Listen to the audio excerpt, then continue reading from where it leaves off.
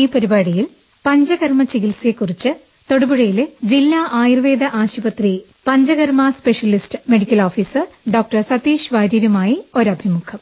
ആയുർവേദം എന്ന് പറയുന്ന ശാസ്ത്രം വൈദ്യശാസ്ത്ര രംഗത്ത് നോക്കുകയാണെങ്കിൽ ഇന്നും ഏറെ പ്രസക്തിയുള്ള ഒരു ശാസ്ത്രമാണ്.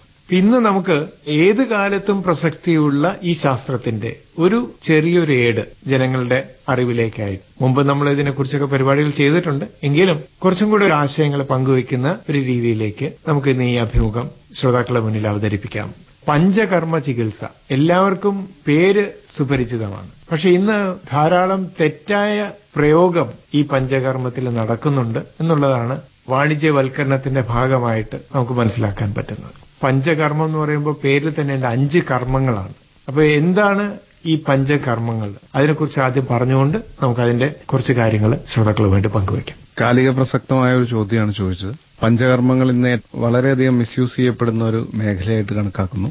ഈ പഞ്ചകർമ്മങ്ങളെ പറ്റി വിശദീകരിക്കുന്നതിന് മുമ്പ് ശരീരത്തിനെ പറ്റി ഒരു ചെറിയ ധാരണ ഉണ്ടാവുന്നത് നന്നാവുമെന്ന് എനിക്ക് തോന്നുന്നു. അപ്പൊ അതില് ഞാൻ പറയാൻ ഉദ്ദേശിക്കുന്നത്, നമ്മളുടെ വായ മുതൽ മലദ്വാരം വരെ ഇങ്ങനെ നീണ്ടു കിടക്കുന്ന ഒരു കുഴൽ. അപ്പൊ ആ കുഴലിനെയാണ് ഞങ്ങൾ മലയാള ഭാഷയിൽ സ്രോതസ് എന്ന് പറയും. ഈ ചാനലിൽ കൂടി പോകുന്ന സാധനങ്ങൾ എന്ത് തന്നെ ആയാലും, ഭക്ഷണമായിക്കോട്ടെ, വെള്ളമായിക്കോട്ടെ, ഗുളികകളായിക്കോട്ടെ, മരുന്നായിക്കോട്ടെ, എന്ത് തന്നെയാണെങ്കിലും അത് ആ മെയിൻ ചാനലിൽ നിന്ന് ശരീരത്തിന്റെ പല ഭാഗങ്ങളിലേക്ക് വലിച്ചെടുക്കുന്ന മറ്റു സ്രോതസ്സുകൾ ഇതിലേക്ക് കണക്റ്റഡ് ആണ്. ഒരു മെയിൻ റോഡിലേക്ക് പോക്കറ്റ് റോഡ്സ് വന്ന് ചേരുന്ന പോലെ. അപ്പോൾ ഇതിൽ വരുന്ന മാലിന്യങ്ങളെ പുറത്തേക്ക് കളയുന്ന ഒരു രീതിയാണ് പഞ്ചകർമ്മ ചികിത്സ എന്ന് പറയുന്നത്. ശാസ്ത്രത്തിൽ തന്നെ പറയുന്നുണ്ട്, ഏറ്റവും പ്യൂറസ്റ്റ് ആയിട്ടുള്ള ഒരു മെറ്റൽ അല്ലെങ്കിൽ ഒരു വസ്തുവാണ് ഈ ഡയമണ്ട് എന്ന് പറയുന്നത്. ഈ ഡയമണ്ട് തന്നെയാണെങ്കിലും നമ്മൾ ഒരു ഗ്ലാസ് വെള്ളത്തിൽ ഇട്ട് വെക്കുക, ഒരു 3 ദിവസം കഴിഞ്ഞ് അത് എടുത്തു നോക്കിയാൽ അതിന്റെ പുറത്ത് പാഴി ഉണ്ടാവും. അപ്പൊ അതേമാതിരി തന്നെ നമ്മുടെ ശരീരത്തില്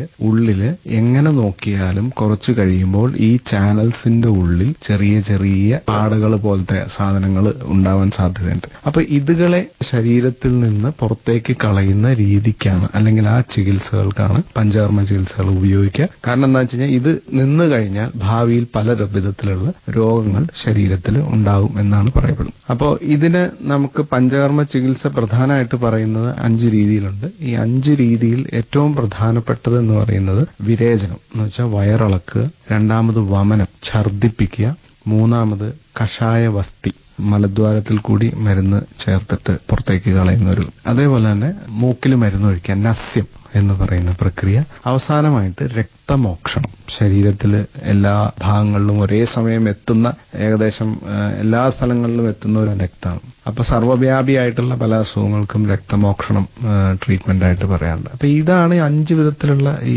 പഞ്ചകർമ്മ ചികിത്സ എന്ന് പറയുന്നത്. ഇപ്പൊ അങ്ങ് ചോദിച്ചതിൽ കാലിക പ്രസക്തമായിട്ട് പറയുകയാണെങ്കിൽ ഏറ്റവും അധികം ദുരുപയോഗം ചെയ്യപ്പെടുന്ന സാധനം എന്ന് പറയുന്നത് മസാജും വേർപ്പിക്കലാണ്. ഈ മസാജും വേർപ്പിക്കൽ എന്ന് പറയുന്നത്, സത്യം പറയട്ടെ, ആയുർവേദ ശ്ലോകങ്ങളിൽ കേവലം ഒരു ചെറിയ ഭാഗത്തിൽ മാത്രം പ്രതിപാദിക്കുന്ന ഒരു വിഷയമാണ്. അഭ്യംഗം എന്ന് പറയും മസാജിന്, സ്വേദനം എന്ന് വേർപ്പിക്കുന്നതിനും പറയും. ഇന്ന് നമ്മൾ ആയുർവേദ ചികിത്സ എന്ന് വെച്ച് കഴിഞ്ഞാൽ പൊതുവെ ഈ തിരുമ ചികിത്സയാണ് പൊതുവെ അറിയപ്പെടുന്ന, അല്ലെങ്കിൽ പുറമേക്ക് കിടക്കുന്നത്. വയറുവേദന എടുത്തിട്ടുള്ള രോഗിയാണെങ്കിലും ആശുപത്രി വരുമ്പോൾ ചോദിക്കണേ, ഡോക്ടറെ എന്നാ തിരുമണേ എന്നാണ് ചോദിക്കുന്നത്. അപ്പൊ ആ തിരുമിലാണ് ഏറ്റവും കൂടുതൽ പ്രാധാന്യം വരിക. ആ തിരുമിന്റെ ഭാഗങ്ങളിൽ, അല്ലെങ്കിൽ ഈ പഞ്ചകർമ്മ ചികിത്സ ചെയ്യുന്നതിന് മുമ്പ് ശരീരത്തിൽ നിന്ന് മാലിന്യങ്ങളെ പുറത്തു കളയുന്നതിന് മുന്നോടിയായിട്ട് ശരീരത്തിനെ മയപ്പെടുത്തിയെടുക്കുന്ന കേവലം ഒരു പ്രക്രിയ മാത്രമാണ് ഈ തിരുമും വേർപ്പിക്കൽ. പൂർവകർമ്മമാണ്. അത് പൂർവകർമ്മം എന്നാണ് പറയുന്നത്. പ്രധാന കർമ്മമാണ് ഈ പഞ്ചകർമ്മങ്ങൾ എന്ന് പറയുന്നത്. ബേസിക്കലി പറയുകയാണെങ്കിൽ ശരീരത്തിലുള്ള സ്രോതസ്സുകളിൽ ഉള്ള മാലിന്യങ്ങളെ പുറന്തള്ളാനുള്ള ഏറ്റവും അടുത്തുള്ള ഒരു മാർഗത്തിലേക്ക് എത്തിച്ച് അവിടെ നിന്ന് ഈ മാലിന്യങ്ങളെ പുറന്തള്ളുന്ന ചികിത്സയുടെ സൂക്ഷ്മരൂപമാണ് പഞ്ചകർമ്മം എന്ന് പറയുന്നത്. ഇപ്പോ ഇന്നത്തെ ഒരു പ്രസക്തി നോക്കുകയാണെങ്കിൽ രോഗമുള്ളവരും രോഗമില്ലാത്തവരും ഉണ്ട്. ഇവരെല്ലാം ഇപ്പൊ ഡോക്ടർ സൂചിപ്പിച്ച പോലെ പഞ്ചകർമ്മ ചികിത്സ എന്ന പേരിൽ ചികിത്സക്കായി പോകുന്നുണ്ട്. അങ്ങനെ പോകുന്നത്, അതിനെക്കുറിച്ച് ഡോക്ടർ എന്താണ് പറയാനുള്ളത്? വളരെ കൃത്യമായി നിഷ്കർഷിച്ചിട്ടുണ്ട് ആർക്ക് ചെയ്യണം, ആർക്ക് ചെയ്യണ്ട എന്നുള്ളത്. അത് എല്ലാവരും, ഞാൻ പറഞ്ഞ ഒരു ഭാഗം അതാണ്, ഈ തിരുമല വേർപ്പിക്കൽ, അതിനാണ് ആളുകൾ കടന്ന് ഈ ഓടുന്നത്. പഞ്ചകർമ്മ ചികിത്സ അതല്ല ഉദ്ദേശിക്കുന്നത്. അപ്പോൾ ശരീരത്തിന് നമുക്ക് രണ്ടവസ്ഥകളുണ്ട്. ഒന്ന് രോഗമുള്ള അവസ്ഥയുണ്ട്, ഒന്ന് രോഗമില്ലാത്ത അവസ്ഥയുണ്ട്. ഇനി മൂന്നാമതൊരവസ്ഥയും കൂടിയുണ്ട്, രോഗം വരാതിരിക്കാനുള്ളൊരവസ്ഥയും കൂടിയുണ്ട്. ഈ 3 ഭാഗങ്ങളിലും നമുക്ക് കൃത്യമായി ചികിത്സ ചെയ്യാവുന്ന ഒരു മേഖലയാണ് പഞ്ചകർമ്മം. അപ്പൊ രോഗം വന്നതിനെ വേരോടുകൂടി പിഴുതെടുത്ത് കളയുന്നതിനും രോഗം വരാതിരിക്കാനും സ്വസ്ഥം, അതായത് നമ്മളുടെ ആരോഗ്യം സംരക്ഷിക്കുന്നതിനുമുള്ള 3 രീതിയിൽ ഈ പഞ്ചകർമ്മ ചികിത്സകൾ ചെയ്യാം. സാധാരണ ആശുപത്രികളിൽ ചെയ്യുന്നത് രോഗം വന്നിട്ട് ചികിത്സിക്കുക എന്നുള്ളതാണ് ചെയ്യാം. ചെറിയ ഉദാഹരണം ഞാൻ പറയാം. ഇപ്പൊ നടുവേദന വന്നു. സാധാരണ നടുവേദനകൾ വരുന്നത് ഡിസ്ക് പ്രൊലാപ്സ് കൊണ്ടാണ് എന്നാണ് പറയപ്പെടുന്നത്. അല്ലെങ്കിൽ പല കാരണങ്ങളുണ്ടെങ്കിലും കൂടുതൽ വരുന്നത് നമ്മൾ പെട്ടെന്ന് ഡിസ്ക് പ്രൊലാപ്സ് എന്നാണ്. അപ്പൊ ഈ ഡിസ്ക് തള്ളിപ്പോകുന്നു, കാലിലേക്കുള്ള ഞരമ്പിനെ ഞെക്കുന്നു എന്ന് പറയുമ്പോൾ അലോപ്പതി വിഭാഗത്തിൽ അവർ സർജറി നിഷ്കർഷിക്കുന്നു. കാരണം അത് ഞരമ്പിന് ഞെങ്ങി നിൽക്കുകയാണ് എന്നാണ്.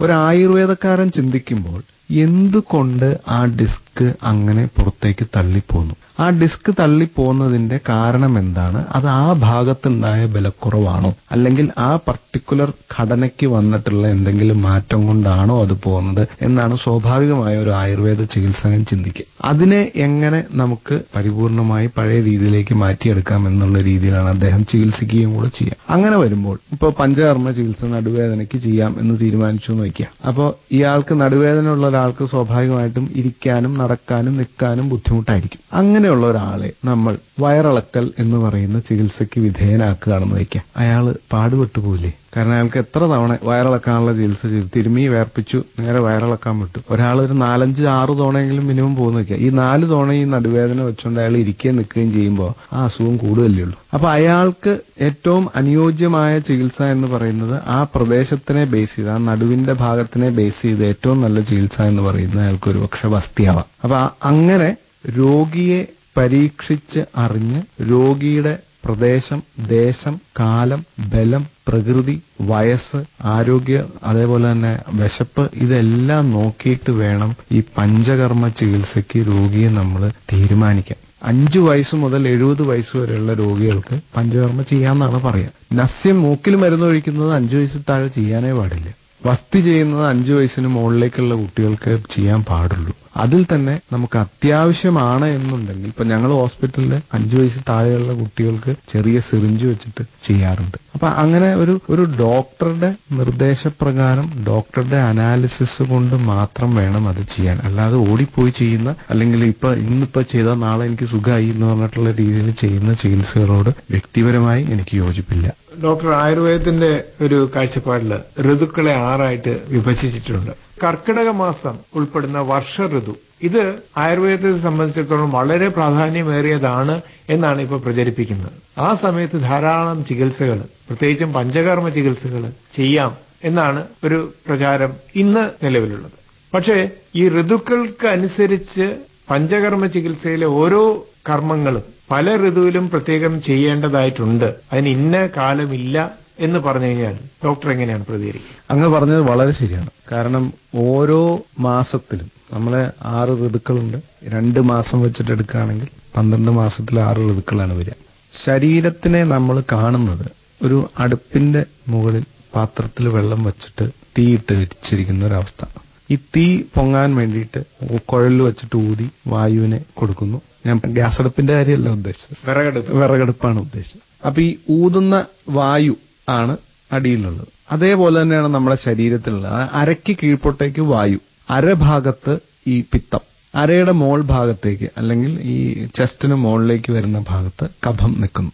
ഇതാണ് ശരീരത്തിന്റെ ഒരു പ്രകൃതി. അപ്പൊ ഈ അടിയിൽ വായു നിൽക്കുന്നത് കൊണ്ടാണ് ഈ നടുക്ക് നിൽക്കുന്ന പിത്തത്തിന് എരിയാൻ സാധിക്കുന്നത്, അല്ലെങ്കിൽ അഗ്നി എന്ന് പറയുന്ന സാധനത്തിന് എരിയാൻ സാധിക്കും. മുകളിൽ നിൽക്കുന്ന ഈ ഫ്യൂവലാണ് നമ്മളെ മുന്നോട്ട് നയിച്ച് ഈ അഗ്നിക്ക് ദഹിപ്പിക്കാനുള്ള ഒരു മുന്നോട്ട് നയിക്കുന്ന ഇന്ധനമായിട്ട് ഉപയോഗിക്കുന്നത്. ഈ ഒരു സ്ട്രാറ്റജിയിലാണ് ശരീരം മുമ്പോട്ട് പോകുന്നത്. അപ്പൊ അതിൽ നിന്ന് മനസ്സിലാക്കാൻ നമുക്ക് 3 വിധത്തിലുള്ള സാധനങ്ങൾ, അല്ലെങ്കിൽ 3 വിധത്തിലുള്ള ഒരു ബോഡിയുടെ കോൺസ്റ്റിറ്റ്യുവൻസിക്ക് ആവശ്യമായ സാധനങ്ങളുണ്ട്. ഒന്ന് വാതം, ഒന്ന് പിത്തം, ഒന്ന് കഫം. ഈ 3 സാധനങ്ങൾക്കും ഹ്യൂമേഴ്സ് എന്നാണ് അതിന് ഇംഗ്ലീഷിൽ പറയുക. അപ്പൊ ഈ 3 ഹ്യൂമേഴ്സിനും ഓരോ സമയത്തിനും ഓരോ കാലങ്ങൾക്കനുസരിച്ചിട്ട് അതിന് ചിലപ്പോൾ കൂടാം കുറയാം. അതിന് ഒരു മാവ് പുളിച്ചു പൊങ്ങുന്ന പോലെ ആദ്യം മാവ് രാത്രി ഇരുന്ന് വെക്കുമ്പോഴത്തേക്ക് അത് പാത്രത്തിന്റെ മുകളിലെത്തുന്നു. പിറ്റേ ദിവസം ആകുമ്പോഴത്തേക്കും ആ മാവ് പുളിച്ചു പൊങ്ങി പാത്രത്തിന് താഴത്തേക്ക് വീഴുന്നു. അപ്പൊ അങ്ങനെ ഒരു അവസ്ഥ ഈ രോഗാവസ്ഥയ്ക്ക് മുമ്പായിട്ട് ഈ ഓരോ ദോഷങ്ങൾക്കും ഉണ്ടാവും. അത് ഓരോ കാലത്തിനനുസരിച്ചിട്ടും അതിൽ വ്യത്യാസം വരും. അപ്പോൾ ഈ വർഷകാലത്തിന്റെ പ്രത്യേകത എന്താണെന്ന് വെച്ച് കഴിഞ്ഞാൽ ഈ സമയത്താണ് ഈ 3 ദോഷങ്ങൾക്കും ഏറ്റവും കൂടുതൽ കോപം സംഭവിച്ചിരിക്കുന്ന ഒരവസ്ഥ. കാരണം ഇതിനു മുമ്പ് ചൂടുകാലമായിരുന്നു. ആ ചൂടുകാലം മാറിക്കഴിഞ്ഞ് പെട്ടെന്നൊരു തണുപ്പ് വരികയാണ്. ബോഡി അതിനോട് അഡ്ജസ്റ്റഡ് ആവാൻ സമയമെടുക്കുന്നു. അപ്പൊ ആ സമയത്ത് തണുപ്പ് വരുമ്പോൾ വാദം കൂടുന്നു. ചൂടുന്ന് മാറി പെട്ടെന്ന് തണുപ്പ് വരുമ്പോഴത്തേക്കും പിത്തത്തിന് അമ്ല സ്വഭാവം ആസിഡിക് ലെവൽ ബോഡിയിൽ കൂടുന്നു. കഫത്തിന് വളരെയധികം കഫരോഗങ്ങൾ ധാരാളമായിട്ട് ഈ സമയത്ത് ഉണ്ടാകുന്നു. അതിനും പ്രകോപം ഉണ്ടാകുന്നു. ഈ 3 ദോഷങ്ങളും ഒരേ സമയം കോപിച്ചിരിക്കുന്ന ഒരു കാലമായതുകൊണ്ടാണ് കർക്കിടക മാസത്തിന് ഇത്രയധികം പ്രാധാന്യം വരാൻ കാരണമായിട്ടുള്ളത്. അപ്പൊ ഇതില് ഈ സമയത്ത് ചെയ്യുന്ന ചികിത്സകൾ ഈ 3 ദോഷങ്ങളെയും ശമിപ്പിക്കും എന്നുള്ളത് കൊണ്ടാണ് ഇതിന് പ്രാധാന്യം വരുന്നത്. പക്ഷേ ഇതിനു മുമ്പുള്ള മാസങ്ങളിൽ ആ കൃത്യമായിട്ടുള്ള ദോഷത്തിനനുസരിച്ചിട്ടുള്ള പഞ്ചകർമ്മ ചികിത്സ ചെയ്യുകയാണെങ്കിൽ ഈ സമയം നമുക്ക് ഒരുപാട് ലാഭിക്കാം. അത് ഓരോ മാസത്തിനും ഓരോ ഋതുവിലും ഉണ്ടാകുന്ന ദോഷങ്ങളെ അപ്പോ തന്നെ ചികിത്സിച്ച് പുറത്തേക്ക് കളയുകയാണെങ്കിൽ ഈ കർക്കിടക മാസ ചികിത്സ എന്ന് പറഞ്ഞ് നമ്മൾ ലീവ് എടുത്ത് ഓടി കളിച്ച് നടക്കേണ്ട ആവശ്യമുണ്ടെന്ന് എനിക്ക് തോന്നുന്നില്ല. അതങ്ങ് ചോദിച്ചത് വളരെ പ്രാധാന്യമുള്ള ഒരു ചോദ്യമായിട്ട് ഞാൻ അതിനെ കണക്കാക്കുന്നു. ചികിത്സ ഇപ്പൊ രോഗം ഉണ്ടെങ്കിലും ഇല്ലെങ്കിലും നമ്മുടെ ശാരീരിക ബലം നിലനിർത്തുന്നതിനും ഈ പറഞ്ഞ ത്രിദോഷങ്ങൾ സന്തുലിതാവസ്ഥയിൽ നിലനിർത്തുന്നതിന് വേണ്ടി ഒരു പ്രത്യേക ജീവിതചര്യ വേണം എന്നുള്ളൊരു സൂചനയാണ് അങ്ങ് നൽകിയത്. അതെ. ഇവിടെ ഇന്ന് ഇപ്പൊ നമ്മൾ കാണുന്നത് ജീവിതം വളരെ തിരക്ക് പിടിച്ച ഒരു കാലഘട്ടമാണ്. അതായത് എല്ലാവരും ജോലിയുണ്ട്, ഭാര്യയും ഭർത്താവും ജോലി ചെയ്യുന്നു, കുട്ടികളാണെങ്കിലും പഠനവും മറ്റുള്ള തിരക്കും. അതുകൊണ്ട് അപ്പൊ എല്ലാവരും തിരക്കിട്ട് നടക്കുന്ന ഒരു കാലമാണ്. അപ്പൊ ഈ ഒരു അവസ്ഥയിൽ ഇന്നത്തെ ജീവിതശൈലിയും പഞ്ചകർമ്മ ചികിത്സയും തമ്മിൽ നോക്കുകയാണെങ്കിൽ ഡോക്ടർ പറഞ്ഞതുപോലെ ഒരു 12 മാസത്തേക്ക് നമ്മുടെ ഒരു ജീവിതചര്യയെ അതിനനുസരിച്ച് രൂപപ്പെടുത്തുന്നതിനോട് ഡോക്ടർ എങ്ങനെയാണ് യോജിക്കുന്നുണ്ടോ? തീർച്ചയായിട്ടും അതിനോട് യോജിക്കുന്നുണ്ട്. കാരണം അത് നമുക്ക് രോഗപ്രതിരോധ ശേഷി ഉണ്ടാക്കി തരാൻ തക്ക കഴിവുള്ള ഒരു കാര്യമാണ് അങ്ങിപ്പോ സൂചിപ്പിച്ചത്. കാരണം അല്ലെങ്കിൽ നമ്മുടെ വീടിന്റെ അടുത്തൊരു പുഴയുണ്ടെന്ന് വിചാരിക്കുക.